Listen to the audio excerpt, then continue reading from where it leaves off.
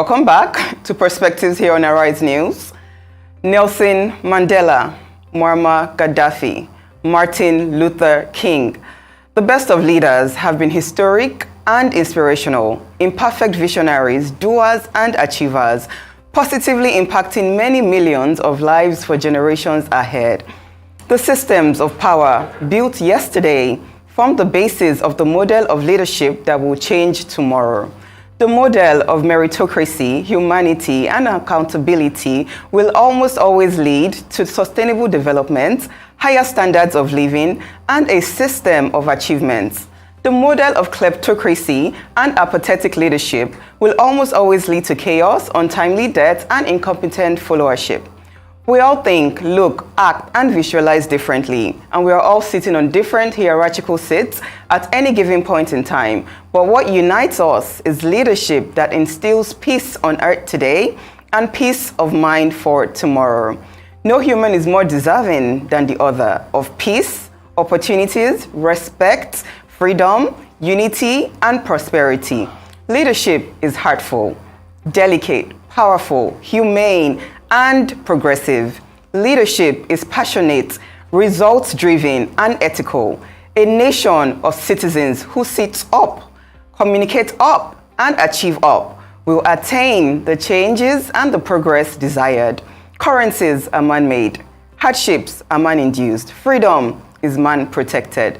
The theme at this year's G20 gathering of world leaders is One Earth, One Family, One Future. How close are we to achieving one Nigeria and eventually one Africa? Are we ready to have a permanent seat at global tables of development? More viewpoints coming up with our special guests, but for right now, let's watch this unique report on leadership. What is leadership? They say it's the ability of an individual or group of people to influence or guide followers and members of an organization, society, or team. Leadership often is an attribute tied to a person's title, seniority, or ranking in a hierarchy. But they say, with great power comes great responsibility.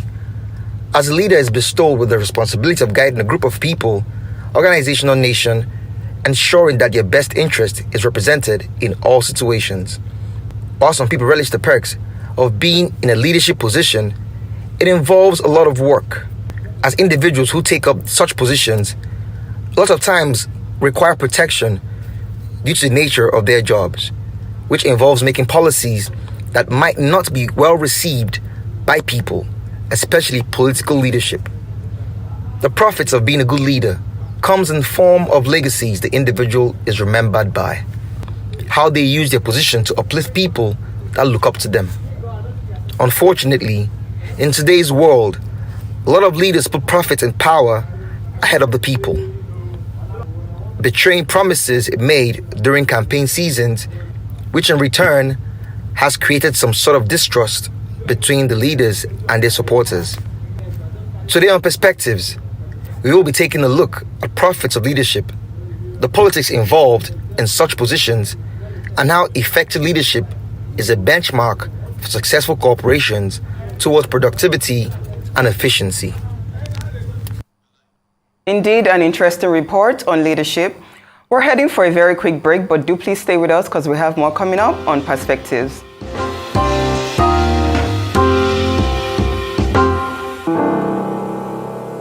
Welcome back to Perspectives here on Arise News. That was indeed a special report on leadership. Now moving on to welcoming our special guests who are joining us today in discussing leadership across the continent. First off, we have Prof. Nwaokobia, who was a notable presidential candidate in 2011, and he is currently a member of the Obidati Presidential Campaign Council in 2023. Also joining us is Omoyele Sowore, who is founder of the African Action Congress Party and a notable presidential candidate in 2019 and most recently in 2023. Very warm welcome, Sowore and Nwaokobia. Nwaokobia is joining us from the Abuja studio, and Sowore is here with us in Lagos. Sowore, let's start with you. With a population of over 200 million citizens, expected to increase to 400 million by 2050, Nigeria, Africa's largest economy, faces very significant human development challenges, currently ranking 150 out of 157 countries in the World Bank's Human Capital Index. Where did we get it wrong and what lies ahead? Well, thank you for bringing me. And it's also great to see Chris on the screen on the other side. I think it's very interesting that the World Bank is the one expressing to the world that we are now lacking in human capital development. But what we must understand is that Nigeria was subjected to economic policies that actually degraded its capacity to produce people with capacity. And that was through the structural adjustment programs that was imposed on the military and that was executed precisely to achieve the objective that they are now reporting on. I became an activist. Can you tell us some of those policies? Yes, first and foremost, in 1989, as I was arriving at the University of Lagos, the World Bank was also giving Nigeria a $120 million loan, supposedly to fix our universities. But they knew that we didn't need that loan. What we needed was a leadership that could have invested in education. But the structural adjustment program specifically targeted the number of universities. Said there were too many universities, government had no business investing in free education. But look at it, some 30-something years later, the people that were half-trained by Nigerian universities are now being brought to the UK, Europe, and America as doctors after COVID-19 hit them. So had we had that opportunity to progress when we started free education, invested in education the way we should, had we had the opportunity to have an unbroken leadership in the civilian sector, we would not have had that break that led to the destruction of that human capital development they are reporting upon. So they are guilty. The World Bank, the IMF, they are guilty of this. They know the kind of policies that they have spread over time. But you know, leadership changes hands, so the leadership then will be different from the leadership today. Whoever put the report together will be different from who's managing other aspects. Because we are still dealing with structural adjustment program. The current dislocation that they imposed on Nigeria through the removal of so-called fuel subsidy, it was a World Bank and IMF prescription. And the man who read it on the day of his own inauguration probably didn't even think about the fact that the moment you have 80% of your economy in the informal sector, you just can't come up one day and destroy opportunities that people have to do business and live. Because you already know the statistics of how many Nigerians are living below $1 per day. And what is $1 today is almost 950 naira to a dollar.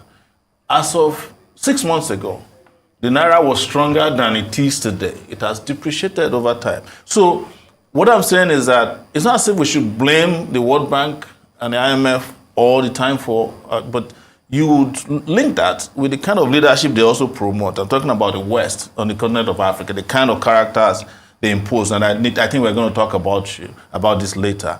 You know, since independence on the continent of Africa, what it did, killing the real leaders of Africa who fought for independence. Some of them were killed through coups. Some of them were killed through, mysterious plane, crashes. And they have now also started directly, killing people. And you now have reached a point where even military rule has returned to the continent of Africa. Africa is not making progress with the return of the military to power. You now find even a new generation of young Africans who are hailing military Boy Scouts, who are taking over all these African and West African countries. That's not progress. But you cannot divorce that from the history of Africa, how Africa got to where it is, and the position of these institutions, international institutions, who keep imposing upon Africans economic policies that would not allow Africa to develop, especially their position on education, their position on public welfare, housing. When I came to Lagos... So you're saying they are currently dictating Africa's status at the moment? Look, the most powerful person internationally in Nigeria is probably the IMF country director. They can walk into your president at any time and tell him, oh, this is not going to work. Even when they say it in private and you don't listen, they call a press conference. and say, we are not going to accept Nigeria's economic policy because this is not good for us. But they know what they are doing. They are preparing your country for their factories to dump whatever it is they want to dump on you.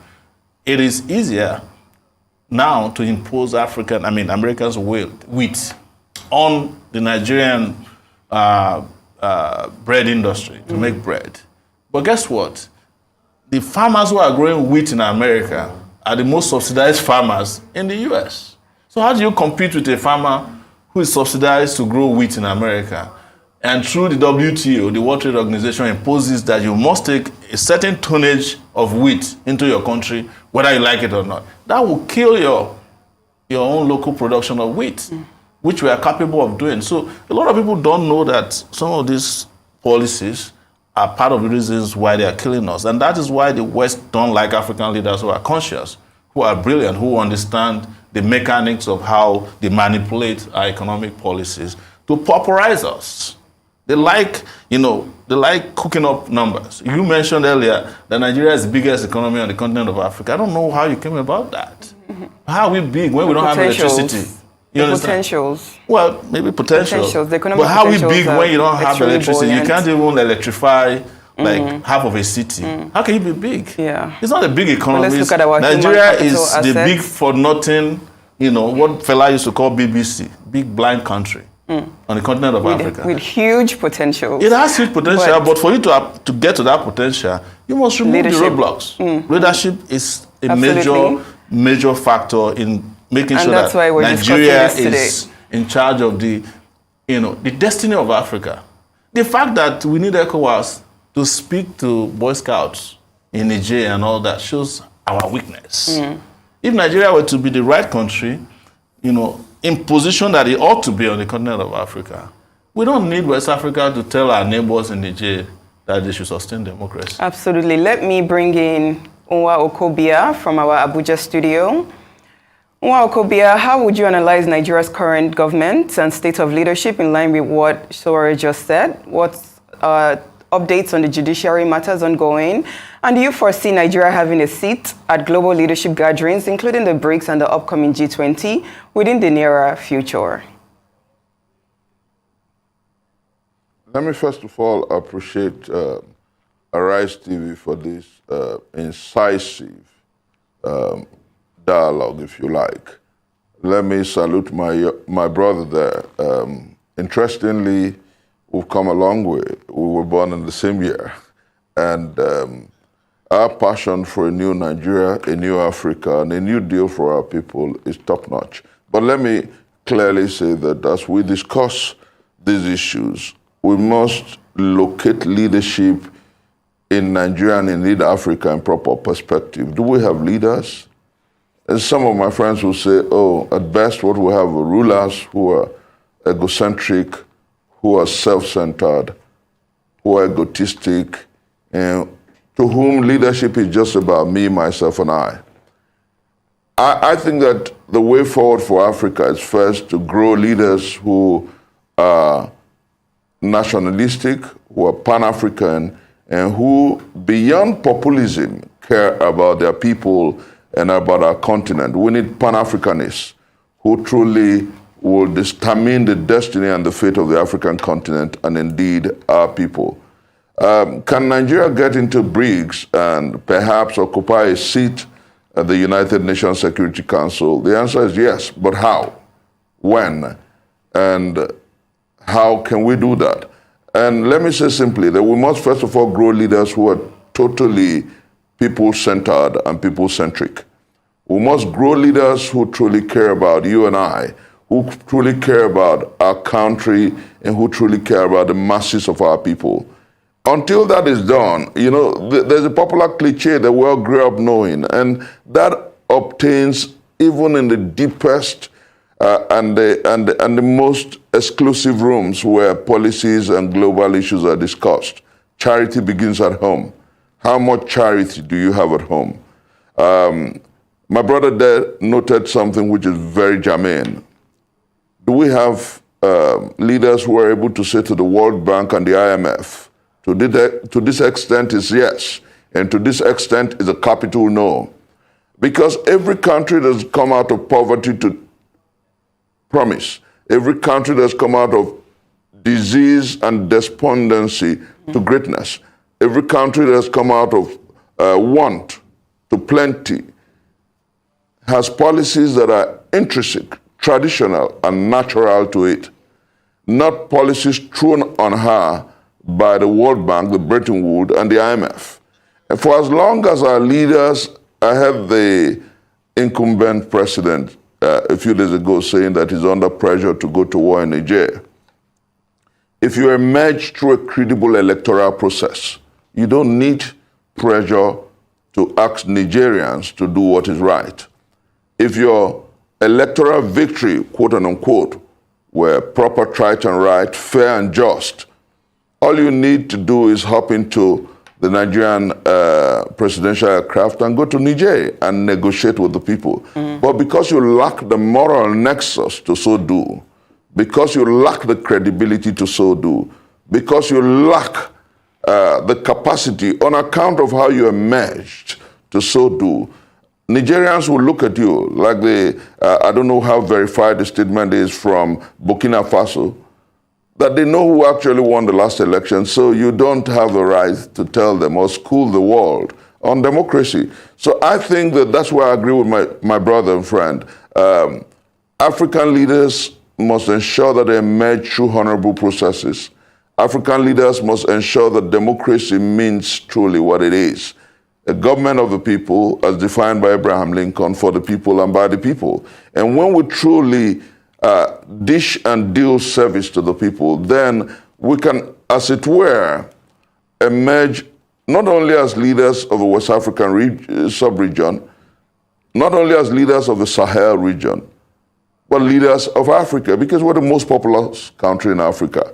But I think that what we're doing today is a call to the conscience of our nation, a call to the conscience of the political leaders, a call to the conscience of our people, and indeed, a new generation that are saying that things must be done rightly. I believe that if we have leaders that are responsible and responsive to the people, if we have leaders that are Afrocentric and African-centered, if we have leaders who are pan-African and pan-Nigerian, then sooner rather than later, the global organizations that care and that are sincere will come cutting us. But until that is done, a place in the United Nations Security Council is like a wait for Godot. Seeking for a place in the BRICS is like a wait for Godot. And I want to say very strongly as we go on with this conversation that the time has come for us to move away from populism to patriotism and nationalism. Thank you. We need leaders who will care and not. Let me chisel this home. My brother talked about the fuel subsidy. All over the world, in Britain, in the United States of America, in Germany, farmers and farming is subsidized. All over the world, largely energy is subsidized. Why is the IMF and the World Bank telling us that the way out of the morass is subsidy? I think that what leaders must do in Africa, and indeed this country, is to curb corruption. If I tell you what corruption goes on in the oil sector, you will know that the solution to our problem is not in the removal of subsidy, but in the curbing of corruption. Trillions of dollars, trillions of naira are stolen by people who are protected by the state, are stolen by people who are protected by the PDP, the APC, and those who politic with our collective destiny.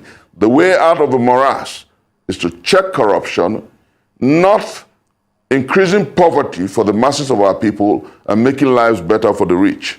That's the way to go. We must be African-centric and pan-Nigerian in leadership. We must be African-centric in Pan-African leadership. Thank you, Nwaokobia. Let's bring in Sowore for the very next question.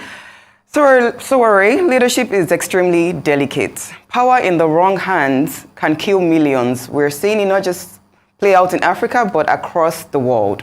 One must be genuinely passionate about the people you are leading to generate abundant profits using your power of politics.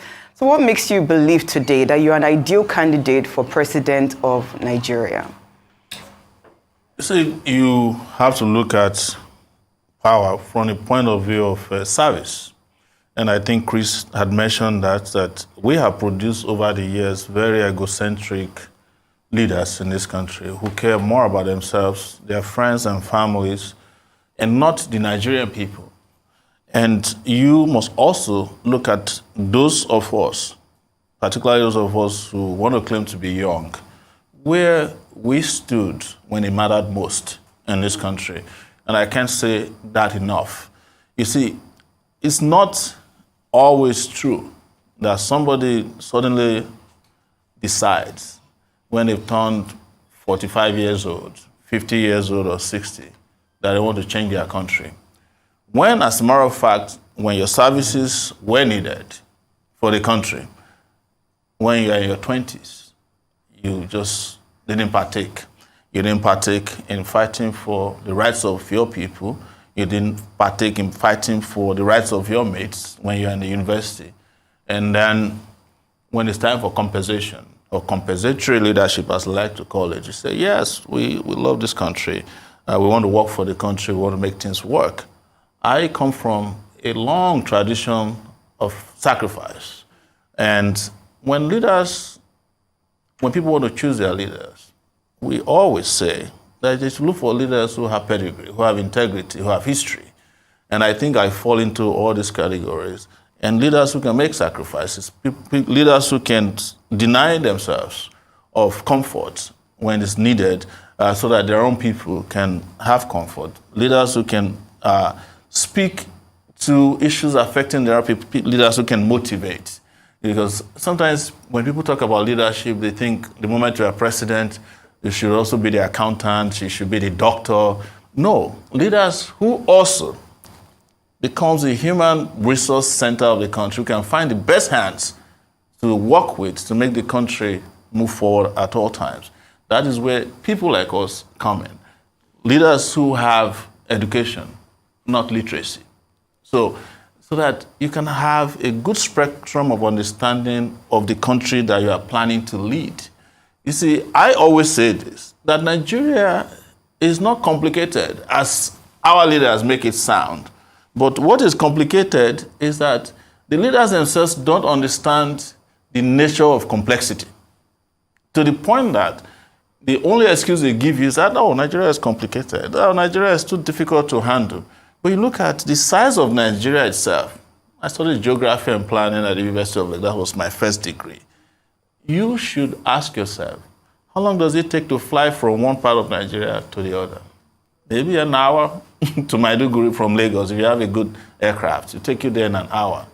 But there's a president in the US, a country that has 50 states, of which one state, Alaska, is bigger than Nigeria. One state, Alaska, is bigger than Nigeria. And you can fly from the east coast of the US to the west coast, that is New York to California, for 6 hours. You are still in the air. But in this country where you can travel from one place to the other in a few hours, is considered or regarded as complex. And then you put in charge of that country, people have no understanding of how to run a country. You have a US that has maybe only 20 ministers. We have 42 here in Nigeria. The US is a country of 350 million people and a economy that is in trillions. They have maybe 100 and something senators. Here, with an economy of a state, equivalent of a state in the US, we have 109 senators and how many House of Assembly, National Assembly members. All these guys are just wasting resources that should belong to the people. And then we have population. Population has become a blessing to countries. China is blessed with population. They are using it positively. India is blessed with population. But Nigeria has 200 million people. It is not the population that is the problem. It's the population of the thieves that is Nigeria's problem. They are not many, but they are the ones who have access to resources that should belong to everybody. How did we get to this conversation that I'm breaking down to you? Is the question you asked me about leadership. Those who ran Nigeria in the 60s, after independence, they were in their 20s. But those who are running Nigeria now, you don't even know their age, which is a problem. So you have a problem of integrity. You have a problem of people with no pedigree, people who are fraudulent in nature, running the country. You're expecting the country, as Chris said, to make progress when the meaning of democracy has been turned upside down. The reason why the people of Niger, Burkina Faso, Mali are making fun of us is because they know that the democracy we claim we are practicing here is not democracy. So what is the difference between a coup plotter in army uniform and a coup plotter in civilian garb? They are the same. The moment you cannot have an organized, free and fair election with integrity, you have no moral right to discuss democracy anywhere in the world, even if it is in Palau, one of the smallest countries in the world. They will make mockery of. That's why we're a joke on the continent of on the West African coast. You know, say Nigeria president said we should go and invade Niger. But had Nigeria had credibility in leadership and integrity, you don't need to go to. You'll be a moral voice. You say to them, look, we are neighbors. I'm sorry, you cannot overthrow your government. Go and wait for another election. Look at them. They are saying they want 3 years. You know, and I'm sure in 3 years' time, they would change either their uniform to Agbada. And what I find very sad about it is that in the midst of the conversation, we are still being controlled like marionettes by the West and the East Bloc. You know, people now prefer Russia to America. That is how we got into the situation we're in the 60s. That whole East and West Bloc, dichotomy, and the use of the African continent as experimental space for whatever their own ideological things are. I don't want to be controlled by the US, but I also don't want a Putin to be my role model. Let me throw the same question to our guest in Abuja. Nwaokobia, are you still with us? You ran for president in 2011, and in 2023 you supported Peter Obi. Can you tell us why you believe he's an ideal president for Nigeria? Let me say clearly first that what obtains in our country is a quest for anybody who truly loves our country, who's patriotic, who cares about the way earth of the now there to promise. It should be about patriotism and nationalism first.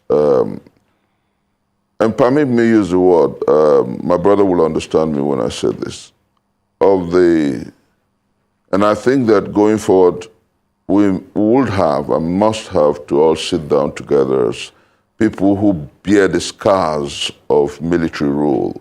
Interestingly, he was in the university about the same time I was. We went through all kinds of terror, harassment, and we were harangued by the military. And we stood for the values that we believe in. And let me say clearly that the time has come going forward for all of us to sit down and try to not only redefine leadership in this country, but in Africa, because save and accept will wake up like Mo Ibrahim challenged. Save and accept African young men and women, and permit my choice of word, I'd rather use young men and women rather than just the age grade that you call youth. People who think they're vivacious, people who think their commitment is for a new deal and a new day. The time has come for us to unite and work towards betting a new day, a new deal and a new tendency for Africa. Why did I support Peter Gregory? Of the, permit my choice of word again, leading candidates, he came across as the most passionate, he came across as the most determined, he came across as the most patriotic. But what is important for me here is not about the elections that are gone. What is important for me here is, and that's why I'm here passionately speaking to the young people who are listening, is about how we take back our country for good. Interestingly, that was the mantra my brother in the studio, Sowore, used in his campaign. Take back our country for good. Because if and except we do so, the traditional politicians will not understand the challenge of now, the urgency of now. And I want to say clearly, without equivocation, that successive African leaders, successive leaders in this climb have been more perfidious in presenting pan-Nigerian manifestos. They haven't been sincere. It's been me, myself, and I. And as I talk to you, what is important moving forward is for us to challenge those who, either by subterfuge or electoral larceny, claim to be in power today, to think about Nigeria, and because they lack the moral rights, moral nexus, moral capacity and competency to ask the Nigerians to do right. In Nigeria, the language was grab it, steal it, run away with it. And we saw how there was violence, there was larceny, and there was all kinds of brigandage during the last election. In Niger, there was a bloodless coup. And so you ask yourself, where's the moral latitude for Nigeria to say to Nigerians, return to democracy? Who indeed is actually democratic? In Nigeria, people are protesting against the way you emerge in power. In Niger, people are celebrating the overthrow of people my brother would call the Boy Scouts. Now, it's about a strong moral question. And the time has come for those who truly care, not only about our country, but about Africa, to begin to ask strong questions, and passionately so. So as we dialogue leadership in Africa and in Nigeria, going forward, I will make 3 strong suggestions. Leadership at the level of the media must become essentially and strongly dispassionate, pan-Nigerian, and truly dedicated to truth. Leadership at the level of the student unions, like we did 30 years ago when my brother was in the Unilag and I was in the University of Nigeria in the Wu campus, is we traverse this country with our brother Mayegun, our brother Nasiru Kura, and several others, talking about a new day and a new deal, and we were able to organize to engage the political, the military jackboots. The time has come for our young brothers and sisters who are still in the universities to rise up and preach a message strong enough to engage political thieves and looters. And then thirdly, we need the new tendencies of young people in politics who truly care about our country, because we must say to those who pretend to be leaders that it's time up. A highly progressive world expects so much from Nigeria. God has blessed us with amazing munificence and riches ineffable. Apologies to Obafemi Awolowo. And what we do with that great riches ineffable is our collective lot. It was Madiba Mandela who said a long time ago that Africa is waiting for Nigeria to rise up. That when Nigeria indeed rises up, Africa will wake from its slumber. And so there is a challenge on the African young people and indeed Nigerian people to give leadership to Africa rather than populism, rather than just prognosis and speculations like we have today. Somebody tells us who did not emerge through free and fair elections that he wants to ensure that democracy returns to Niger. How more hypocritical and sycophantic can that be? You know, Okay. Such sycophancy is not the way to go. Such hypocrisy is not the way to go. We need Africans who will wake up to the reality and the urgency of now. Remember what Sir Walter Scott said a long time ago. Oh, what a tangled web we weave when first we practice to deceive. Those who try to pretend, or those who pretend to be leaders in Africa, are essentially deceptive, because leadership is about service. Mitt Romney said some time ago in America when he was running against our brother Barack Obama, he said something clearly, that leadership shows the way. Unfortunately, what we have in Africa and indeed Nigeria, leaders who are blind by lust, blind by wanderlust, blinded by power, blinded by egocentricity and egotism, blinded by religion, blinded by region, and blinded by everything that does not work for good. So I think that the time has come for us to challenge everyone who steps into politics to do what is proper, right, and right. Thank you. We're going to take a quick break. When we return, we have our guest still with us in the studio. More on Perspectives when we come back.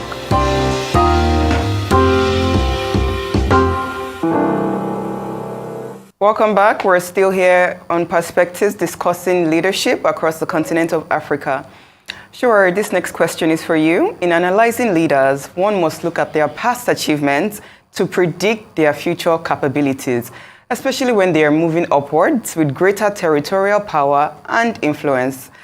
Tell me today if there's someone in Nigeria that you believed or still believe had that past achievement to be able to deliver results in the future on a presidential level. I have not seen any of the politicians in Nigeria who shown that they are capable of since independence? Since independence. I'm talking about, maybe I'll show some kind of bias for Obafemi Awolowo, because without him, I probably wouldn't have gone to school in the southwestern part of Nigeria. He built a secondary school that I attended when only 6 kids used to go to secondary school in my village in Ondo State.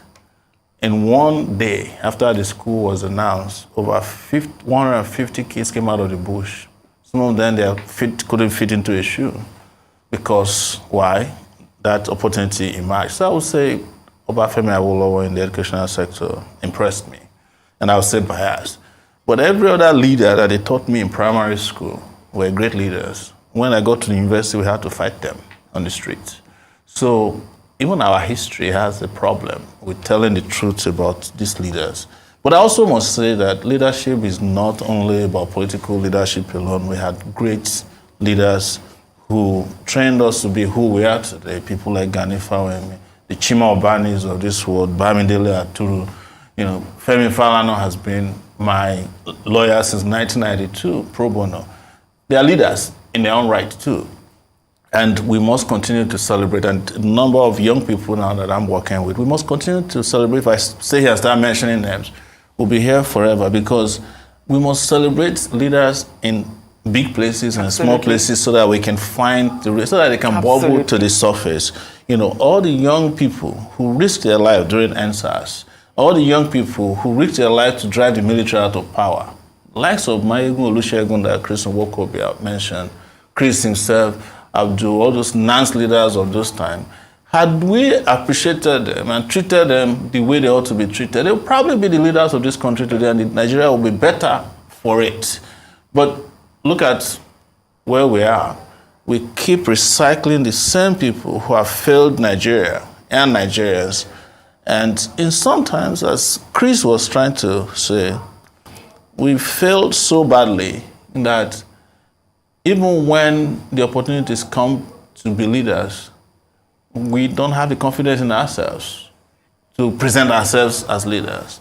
I would have preferred a Chris as a presidential candidate in 2023 than for him to be a spokesperson for the candidate he chose. And that's controversial because he has pedigree. I know him. But I don't know his candidate. I didn't know him during the pro-democracy era. In fact, he said publicly that he worked with the military, helping them to clear the port. But these are things we must confront. Like, we find ourselves so hemmed into different corners of this world, and Nigeria happened to us, that we don't even have the ability to present ourselves as leaders. When people like me present myself as, oh, you don't have experience. I'm asking, what experience do you need? The only experience I don't have is the experience of stealing. Oh, what have you done before? You have never governed the state. The people who govern the state, can you go to their state and spend a vacation there? Are there roads there? Are there schools there that is one of Africa's top 1,000 universities? Do you have hospitals there that they themselves can go to if they have a headache? The people who govern states before. So we always keep making that mistake. I think it has to do with judgment, even on our part, and that's why I love what Chris said, that those of us who went through the raw deal must now talk positively about a new deal. And that new deal cannot be by subjugating ourselves or inserting ourselves in opportunities because those opportunities sounds popular. Because at the end of the day, it is we who are somehow activists or outrightly against the status quo who get first punished. I've said it to many people in my private. Anybody that won the election among the people they claimed were the frontline candidates would have done the same things. They would have all removed subsidy, including Chris Nwaokobia's candidate. He said he would remove subsidy. They would be doing the same. They would have appointed the same set of people to government. They are candidates in the National Assembly. They have candidates there. Have you heard any one of them said anything about the fuel crisis or the crisis confronting the country? They are busy collecting their own allowances. Just like the PDPs are collecting, the APs are collecting. They are fighting for positions that will enhance their own personal interests, their own candidates. But again, it is important that these positions are very clear. That's why when people see me and say, oh, maybe you should go for a smaller position, I don't think small. So I can't fit into a small place. I'm a person who thinks outside of the box. Are you getting my point? And what would a smaller position do to rectify Nigeria's problem when the people creating Nigeria's problem are in big positions? So to fix the problem, you must also take the biggest position so that you can solve the big problems afflicting and affecting the country.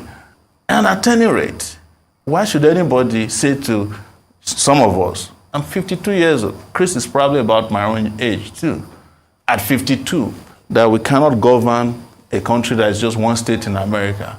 When we have invented ideas, we have stood up for this country when we were in our 20s. We have put our life down on the line when nobody wanted to do it. So many of the people who are in Nigeria today in a position of leadership, when we were fighting against the military, they were hiding under their beds.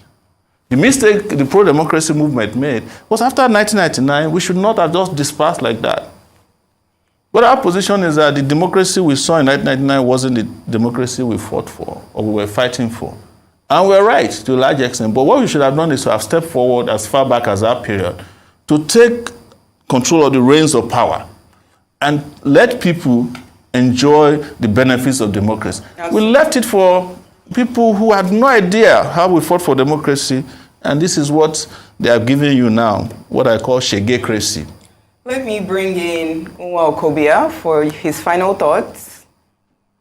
Nwaokobia, what are your final thoughts on people, politics, power, and profits across the continent of Africa?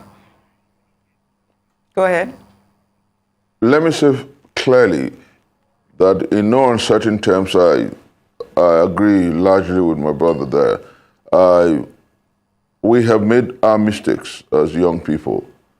We perhaps have left our collective destiny after having gone through the trenches in custody of several types, the DSS, the police, the DMI, and the likes, having fought through sorrow, tears, and blood for what we today have and what came on board in 1999. We may have made our mistakes, but it is never late, like my late dad would say, never late than ever.